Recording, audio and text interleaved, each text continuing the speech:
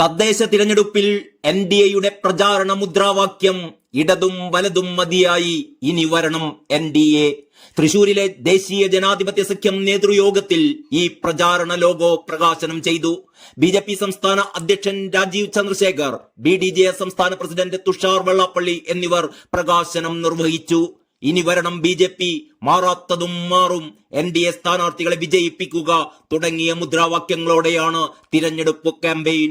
ബീഹാർ തിരഞ്ഞെടുപ്പ് ഫലം കേരളത്തിലെ തദ്ദേശ തിരഞ്ഞെടുപ്പിലും പ്രതിഫലിക്കുമെന്ന് രാജീവ് ചന്ദ്രശേഖർ പറഞ്ഞു.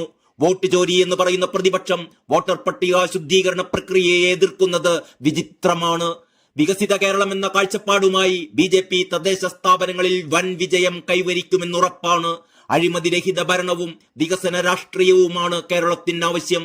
സംസ്ഥാനത്ത് ഇപ്പോഴും പല കോളനികളിലും കുടിവെള്ളം പോലും കിട്ടുന്നില്ല എന്നും അതിദാരിദ്ര്യമുക്ത സംസ്ഥാനം എന്ന പ്രഖ്യാപനം സാധാരണക്കാരോടുള്ള വെല്ലുവിളിയാണെന്നും രാജീവ് ചന്ദ്രശേഖർ പറഞ്ഞു.